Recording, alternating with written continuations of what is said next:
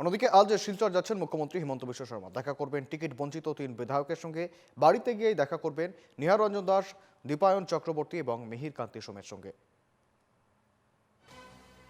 যেমনটা জানাচ্ছিলাম, আজ শিলচর যাচ্ছেন মুখ্যমন্ত্রী হিমন্ত বিশ্ব শর্মা। দেখা করবেন টিকিট বঞ্চিত 3 বিধায়কের সঙ্গে।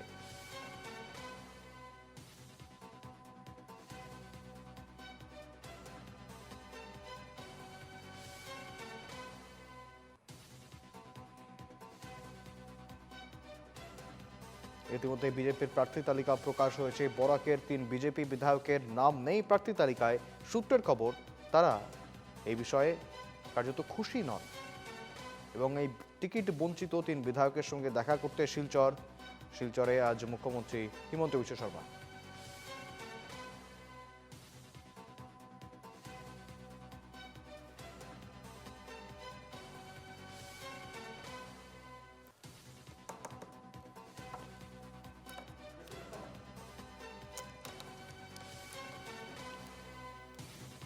আজ শিলচরে যাচ্ছেন মুখ্যমন্ত্রী হিমন্ত বিশ্ব শর্মা।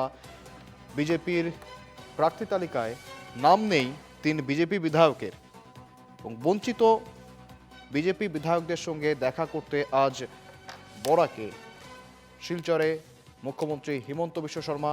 দলের হয়ে দেশের জন্য কাজ করার বার্তা মুখ্যমন্ত্রীর।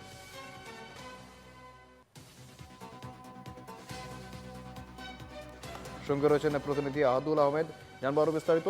আহাদুল, রীতিমতো যে সূত্র মারফত খবর পাওয়া যাচ্ছে যে যারা টিকিট পাননি তারা অসন্তোষ প্রকাশ করেছেন দলের অভ্যন্তরে।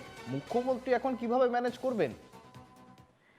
শুভেন্দু, দেখো, এই যে আগামী যে বিধানসভা নির্বাচন, এই বিধানসভা নির্বাচনে কাছাড়ের যে 7টি আসন রয়েছে, এই 7টি আসনের মধ্যে যে 3টি আসন উদারবন, দলাই এবং শিলচর, এই 3টি আসনের বিধায়কদের টিকিট থেকে বঞ্চিত করে সেখানে নতুন মুখকে সেখানে প্রার্থিত্ব প্রদান করেছে বিজেপি নেতৃত্ব। আর এই ঘটনাকে নিয়ে দেখা গিয়েছে যে বিজেপির একটা শিবিরের মধ্যে রীতিমতো ক্ষোভের সৃষ্টি হয়েছে।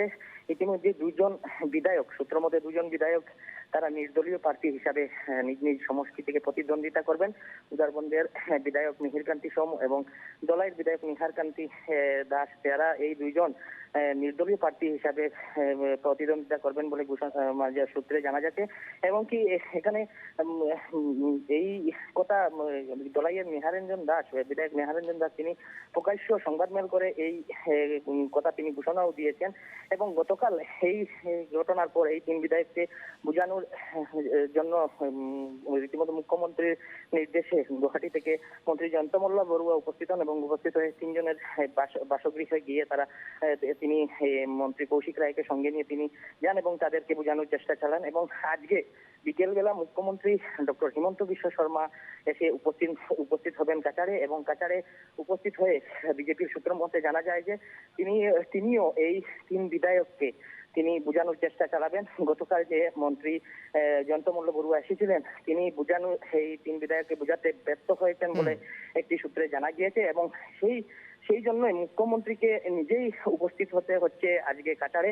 এবং উপস্থিত হয়ে তিনি উদারবন্দের বিধায়ক মিহির কান্তি সোম, শিলচরের বিধায়ক দীপায়ন চক্রবর্তী এবং দলাইয়ের বিধায়ক নিহারঞ্জন দাসের সাথে তিনি পৃথক ভাবে বৈঠকে মিলিত হবেন এবং তাদেরকে তিনি বোঝানোর চেষ্টা করবেন যে যাতে এই দল এবং দেশের স্বার্থে তারা যাতে আগামী নির্বাচনে বিজেপির হয়ে কাজ করেন, সেই বার্তা এবং সেই জন্যই তিনি আজ শিলচরে এসে উপস্থিত হবেন। এবং এই মুখ্যমন্ত্রী উপস্থিত হওয়ার পর এই 3 যে টিকিট বঞ্চিত যে বিধায়ক রয়েছেন তাদেরকে বোঝানোর পর কি হয়, বা ইতিমধ্যে যে আমরা জানতে পেরেছি যে 2জন নির্দলীয় প্রার্থী হিসাবে খেলবেন। এই মুখ্যমন্ত্রীর এই বৈঠকের পর, 3 জনের সঙ্গে বৈঠকের পর এরপর তারা কি ডিসিশন নেন, এই 3 বিধায়ক কি ডিসিশন নেন, তারা দলের হয়ে কাজ করেন না তারা নির্দলীয় প্রার্থী হয়ে তারা নিজ নিজ সমষ্টিতে প্রতিদ্বন্দ্বিতা করেন, বোঝা গিয়েছে। অর্থাৎ তারা দলে থাকবেন কিনা এবং দলত্যাগ করবেন কিনা কিংবা নির্দল হয়ে লড়বেন কিনা, একাধিক সম্ভাবনা উঠে আসছে। অনেক ধন্যবাদ তোমায় আহাদুর, সঙ্গে থেকো তুমি।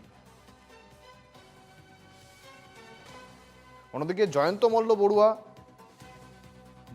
বড়ুয়া তিনি বরাকের এই 3 টিকিট বঞ্চিত এমএলএর সঙ্গে দেখা করেছেন এবং তাদের ঠিক কি আশ্বাস দিয়েছেন তিনি, আমি একবার জানবো। আমার সঙ্গে রয়েছেন প্রতিনিধি আহাদুল আহমেদ। আহাদুল, একদিকে মুখ্যমন্ত্রী তিনি আজকে যাচ্ছেন এবং তার আগে জয়ন্ত মল্ল বড়ুয়া তিনি দেখা করেছেন এবং স্বাভাবিকভাবে মুখ্যমন্ত্রীর একেবারে অন্যতম বিশ্বস্ত হাত জয়ন্ত মল্ল বড়ুয়া, অর্থাৎ দলের মধ্যে বরাকের এই 3 এমএলএর গুরুত্ব কতখানি এবং তাদেরকে ধরে রাখার জন্য আর কি কি করছেন জয়ন্ত মল্ল বড়ুয়া, ঠিক কি আশ্বাস দিলেন?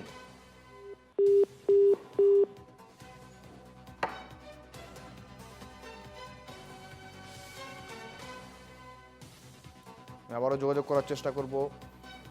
যেমনটা জানাচ্ছিলাম, একদিকে মুখ্যমন্ত্রী হিমন্ত বিশ্ব শর্মা তিনি যেমন আজ যাচ্ছেন, ঠিক তার আগে টিকিট বঞ্চিত বরাকের 3 বিজেপি বিধায়কের সঙ্গে দেখা করলেন মন্ত্রী জয়ন্ত মল্ল বড়ুয়া। শনিবার ধলাইয়ের বিধায়ক নিহার রঞ্জন দাস, শিলচরের বিধায়ক দীপায়ন চক্রবর্তী এবং উদারবন্দের বিধায়ক মিহির কান্তি সোমের সঙ্গে দেখা করলেন জয়ন্ত মল্ল বড়ুয়া। সঙ্গে ছিলেন মন্ত্রী কৌশিক রায়।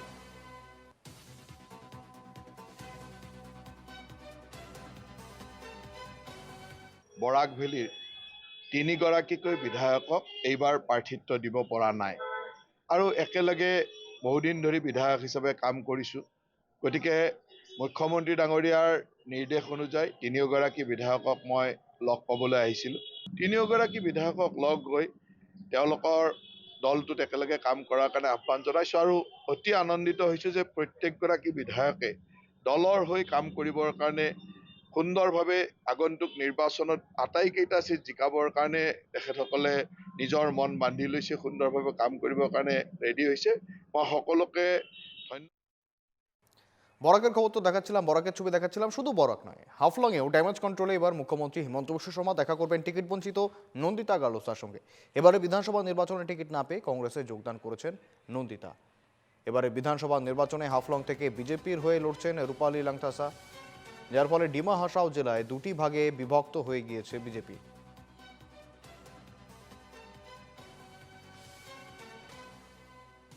সঙ্গে রয়েছেন প্রতিনিধি মঙ্কু দাস, জানবো আরো বিস্তারিত। মঙ্কু, কার্যত নন্দিতা গার্লোসার সঙ্গে তিনি মুখ্যমন্ত্রী হিমন্ত বিশ্ব শর্মা তিনি দেখা করতে চাইছেন, দেখা করবেন, অর্থাৎ ঠিক কি পরিস্থিতি রয়েছে বর্তমানে হাফলং বিজেপিতে? সামনেই বিধানসভা নির্বাচন, কতটা অ্যাডভান্টেজে ডিসঅ্যাডভান্টেজে রয়েছে বিজেপি? নিশ্চয়ই শুভেন্দু, সেটা বলা যাবে। এখন নিজে মুখ্যমন্ত্রী হাফলং এ এসেছেন নন্দিতা গালুসার সঙ্গে দেখা করার জন্য, আর এখন মিটিং এ বসেন। মিটিং এ বসার সঙ্গে সঙ্গে সিএম, এখানে সিএম ডিমাসা ডিস্ট্রিক্টের সিএম দেবলাল গালুসা আর এমএসসি গুলোর সঙ্গে আছে, ওরা বসে মিটিং চলে। কিন্তু নন্দিতা গালুসা এখন তো হাফলং এ আছে না গুয়াহাটিতে আছে, কোথায় আছে এখন তো কারোর কাছে এটা খবর নেই। কিন্তু এখন তো মিটিং এ আসেনি নন্দিতা গালুসা। কিন্তু সেটা আরেকটা কথা উঠবে যে সেই দিন রাতে আজ থেকে 2 দিন আগে তিনি কংগ্রেস জয়েন করতে গিয়েছিলেন। কংগ্রেস জয়েন করতে যাওয়ার সময় ওনার সঙ্গে কংগ্রেস পার্টি সবাই ছিল সঙ্গে। উনি যাওয়ার সময় ঠিক রাজীব ভবনের জন্য বের হয়েছিলেন ঘর থেকে। রাজীব ভবনে যাওয়ার সময় উনি রাস্তা থেকে ওনার গাড়ি ঘুরিয়ে দিয়েছেন। ঘুরিয়ে দেওয়ার পর সঙ্গে সঙ্গে আমাদের সোর্স থেকে খবর এসেছে যে ওনাকে মুখ্যমন্ত্রীর থেকে ফোন এটা গিয়েছে। ফোন যাওয়ার পর ওনাকে কিছু একটা ডিসকাস করা হয়েছে। তারপর সেটা ডিসকাসের পর এখন মুখ্যমন্ত্রী হাফলং এসেছে। হাফলং আসার পর কিন্তু নন্দিতা গালুসা এখন তো হাফলং স্পটে নেই। শুভেন্দু, একেবারে অনেক ধন্যবাদ মঙ্কু। এখন দেখার বরফ গলে কিনা। আমার সঙ্গে ছিলেন প্রতিনিধি মঙ্কু দাস, অনেক ধন্যবাদ তোমায়।